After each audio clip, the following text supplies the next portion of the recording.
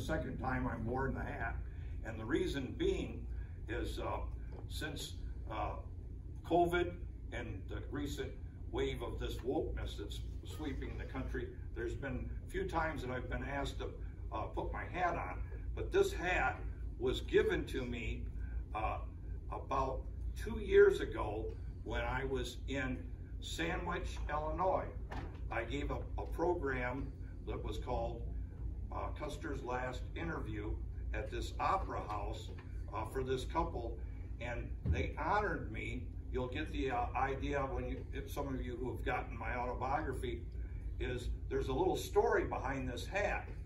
When I was a small boy growing up in Hanover, Michigan, here in the state of Michigan, I grew up on a dairy farm, and my cousin, who knew that I liked General Custer, gave me a hat very similar to this, and I would wear it when I would be riding the tractor, doing stuff around the farm.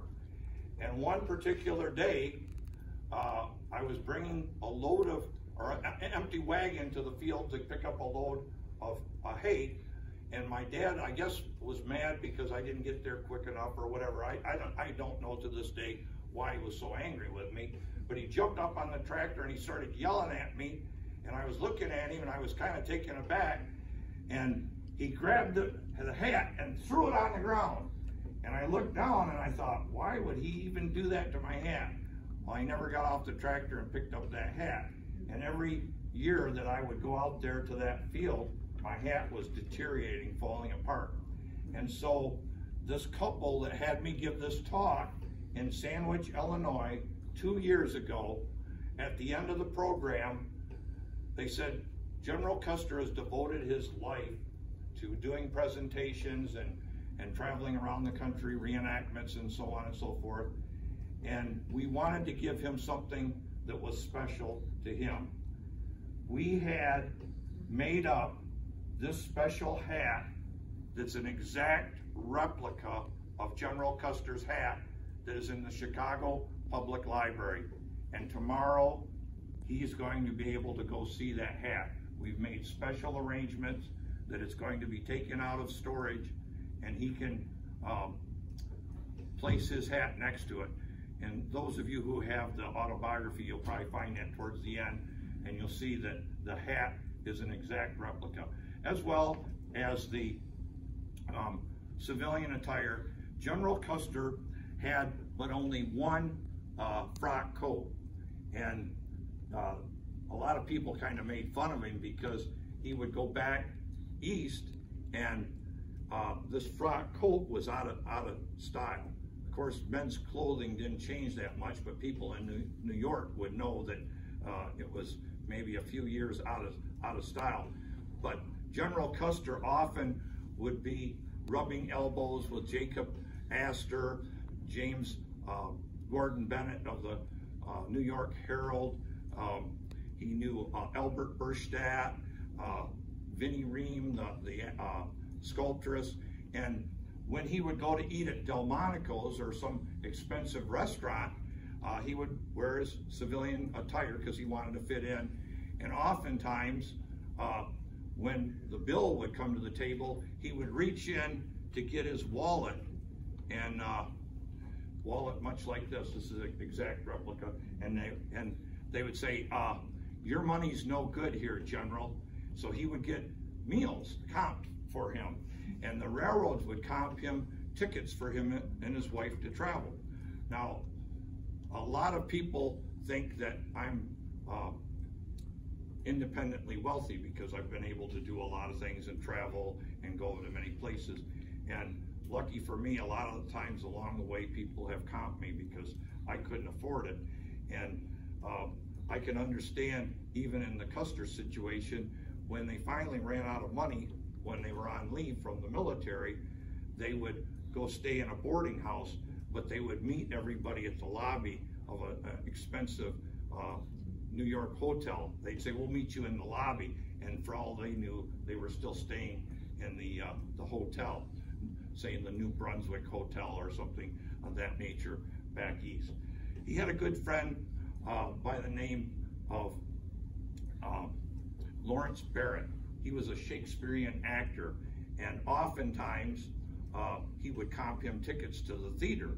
And he told the story that one time he was able to go see Julius Caesar 30 times. So he had memorized some of the lines in Julius Caesar, but he also liked Macbeth. Tomorrow and tomorrow creeps in this petty pace from day to day until the last syllables of recorded time. And all our yesterdays have lighted fools the way to dusty death.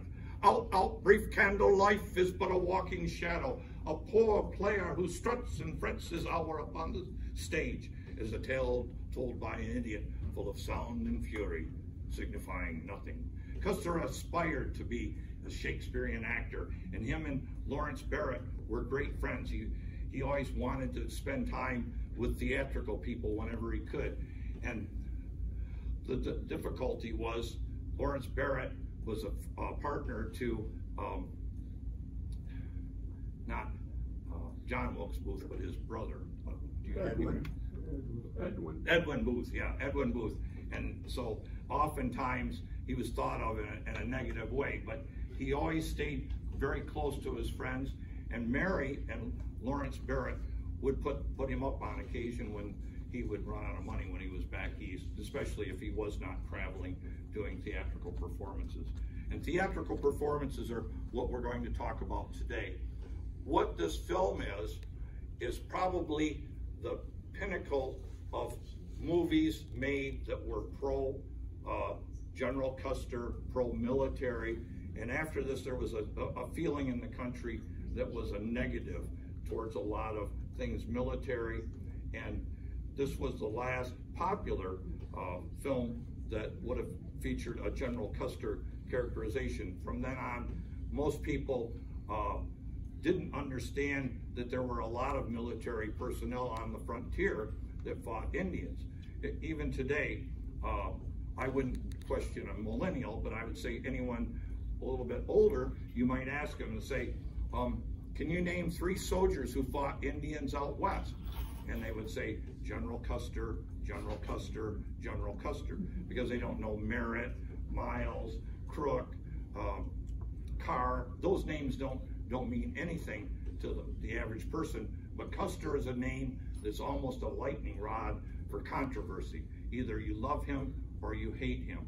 But in this movie, as Michael said, it's from 1857 to 1876, and that's a lot of time. And so I think the movie's a little bit more than 2 hours, and so I'm not going to stand up here and talk a long time, but I'm going to tell you that in that time, they have to condense stuff. And so they took all of this information and put it into a hat, and they pulled out certain episodes of his life, and they tried to sew it together. And there's a myriad of people who came into his life that had quite a bit of meaning. This is an exact, actually the coat is a West Point cadet uniform. The trousers are a replica because my belly was a little bit bigger. But at one time I could really fit into that West Point cadet uniform. And I wore it when I was up to West Point. I gave a talk up there a few years ago. But it happened that General Custer's superintendent of West Point was Colonel Delafield. In this movie, they have General Sheridan as he's Colonel Sheridan at the time, and he's the Commandant of Cadets or Superintendent of the West Point, and it's for continuum. And all throughout this movie, they play loose and fast with the facts. So a lot of stuff I think they kept in for the humor element. So it's kind of a history lesson in disguise of a little bit of humor, so they don't always get everything right. And I think that the best way I'm going to suggest is after the film is done, if you want to ask me questions, I can tell you what the true story is to the history lesson. And that way we're not going to hold up people that want to get home and get to bed or whatever. But I want to tell you that Warner Brothers had come out with a film the year before. It was called Santa Fe Trail. And in the movie, Errol Flynn played a character by the name of Jeb Stuart. Now, many of you who are history buffs know that Jeb Stuart was an antagonist of General Custer's at Gettysburg particularly, and through the Shenandoah Valley until he was killed in May of 1864 at Yellow Tavern. And he was shot by a Michigan man, and it's in dispute, but some people think that John Huff was responsible for shooting Jeb Stuart and ending the Civil War's greatest cavalry leader at that time, most flamboyant cavalry leader. And then it seemed like the North got most of the major victories in the cavalry battles after that. Errol Flynn portrayed that character, and there was a character in there named George Armstrong Custer, and he was portrayed by a future president by the name of Ronald Reagan. And that's maybe where they got that idea that Custer aspired to be president, because of that film. I don't know, but it was a fictional film, but it was so successful that Warner Brothers went all out. They spent $1.3 million on They Died With Their Boots On. That movie was the most expensive Western that Warner Brothers ever came out with. But their gamble proved off great, because they actually realized in ticket box office $2.5 million. So it was a very successful film at the time.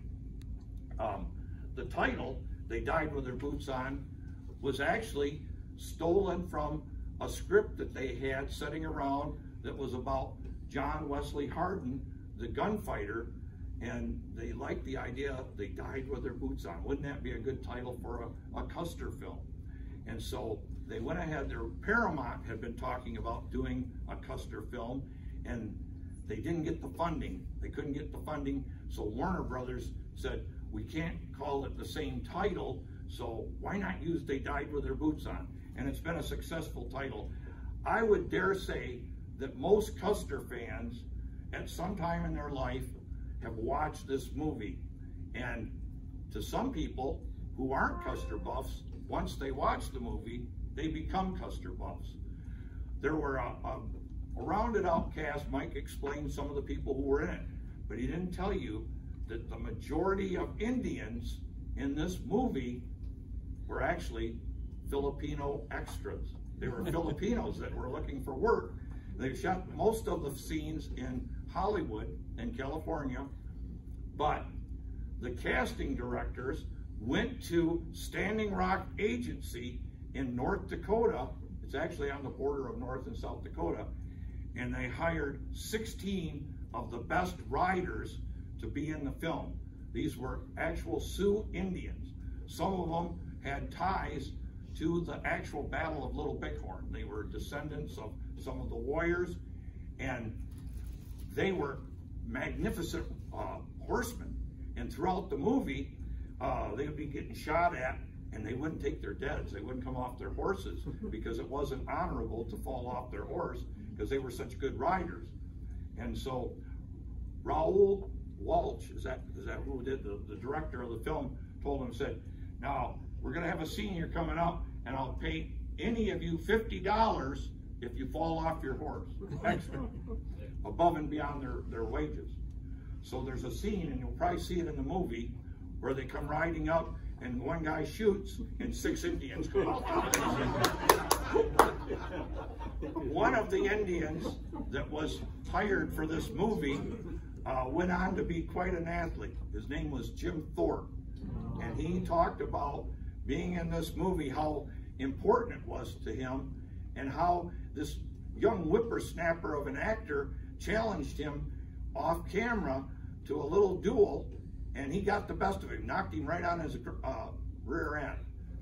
The actor's name was Errol Flynn. So Michael made a mention about this was the last movie that Errol Flynn and Olivia de Havilland were able to make together.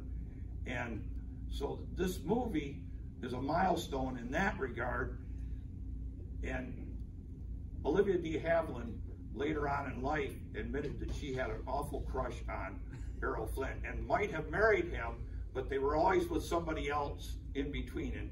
And Errol Flynn's last wife, I think her name was Lily or something like that, she said, if you divorce Lily, I'll marry you. And he couldn't do it, or Lily wouldn't give him a divorce. But whatever the case is, there's a sadness in this, because there's a scene in the movie, excuse me, where they are parting for the last time. And people who have seen the movie said there was a bittersweetness, because she knew that this was the last film they were going to make together. And a lot of emotion comes out of that scene that wasn't acting, it was true to life. So Errol Flynn said his favorite role was, that he was most noted for was Errol Flynn, but he said by far, he said, I gotta tell you, Custer was his second favorite role that he ever portrayed in his career of movie actors. And he was the ideal person to play this part. As much as people have accepted me in the role, I'm sure that they would like me to be more like Errol Flynn. And I've tried to portray General Custer as close to the truth as I can, throw in the humor, because he was very humorous, and it comes out in Errol Flynn's portrayal too. He was kind of a humorous guy. But all through the career of doing this, I would tell you, as many movies that have come and gone, this still stands the test of time. And even after we get done watching it this evening, I know a lot of you are going to say that was a good movie, and it was made in 1940 and 41 is when it was released, and it came about right when we were starting to get into World War II, and it's a very patriotic movie. And I think some of the sadness that I have, and I kind of reflected in my autobiography, is what's happening to the country and the things that we grew up believing in that were important to us. You know, I was a kindergartner, and they would give me the honor of holding the American flag and starting out the Pledge of Allegiance.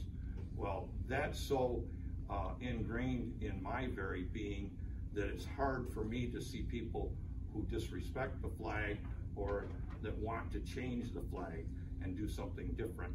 And tradition has been a very important thing in my life, and I would hope that even after I'm gone, a lot of the traditions that have been a part of our America continue on. And the tradition that you're having here in this group, keeping these old movies alive, I think you can see that they may have new technologies to make movies, but they don't make them like they used to.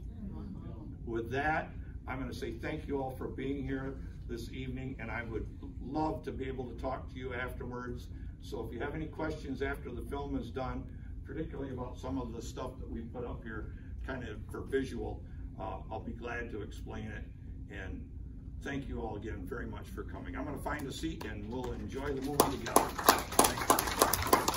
Thank you.